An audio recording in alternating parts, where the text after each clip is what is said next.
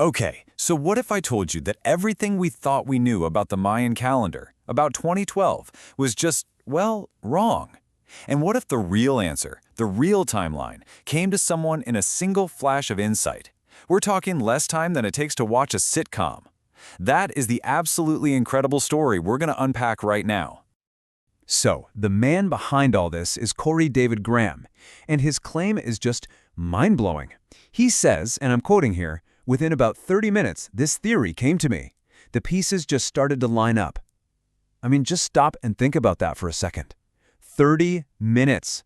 An entire theory, tying together ancient calendars, cosmic events, our future. It just clicked into place for him.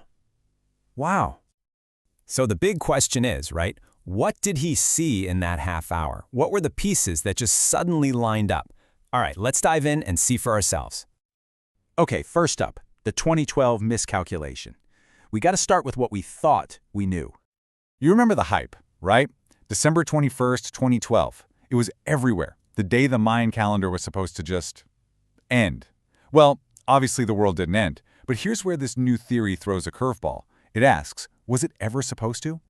And this is where everything gets flipped on its head. See, the whole 2012 idea was framed as a full stop, an ending, game over. But this 2025 theory, it's not an ending at all. It's a reset, a renewal. That is a massive shift in how we look at the whole thing. So if 2012 wasn't the end, then what was it? Well, that brings us to the key that supposedly unlocks the whole pattern, the 13-year echo. And it all comes down to this one single number, 13. Apparently, this is the crucial piece of the puzzle that almost everyone missed back in 2012. So why 13? What's so special about it? Well, in Maya cosmology, 13 is a huge deal. It's not just some number. It represents the 13 heavens. It's the number that signifies the completion of a cycle, right before a renewal can even happen. It's even a core part of their bigger 52-year calendar round. So the takeaway here is crucial. 13 isn't about an end. It's about finishing one chapter to start the next. And right here, this is the simple math at the heart of the whole thing. You take that 2012 date, you add this sacred 13-year cycle, and where do you land? 2025. We're talking about the exact same winter solstice alignment, just shifted forward by one complete sacred interval. But, and this is where it gets really wild, the theory isn't just based on that one calculation. No, it points to a whole bunch of converging signs, patterns in the cosmos, and patterns right here inside us. And the first sign is literally a messenger from the stars, a comet. Okay, check this out. It's an interstellar object named 3I/Atlas, discovered in 2023, and it just so happens to be passing near Earth on, you guessed it, December 19th, 2025. But that's not all. It has this unexpected blue glow. And in all sorts of ancient symbolism, blue means water, and water means renewal. The timing on this is, it's pretty wild. Okay, so we've looked up at the stars, but the patterns aren't just out there. According to this theory, for these ancient cultures, time was something you could feel, right inside your own body. This part is just so cool. Their calendars weren't just, abstract math on a stone. They were living rhythms. Take the 260-day Tolkien cycle. That's almost exactly the same length as a human pregnancy. And their counting system? It was base 20. Why? Because we have 20 fingers and toes. Time wasn't something separate from them. It was part of them. All right, let's head back up to the cosmos for another layer of this puzzle. Because at the exact same time, the planets are arranging themselves into this really specific shape, a triangle of water in the sky.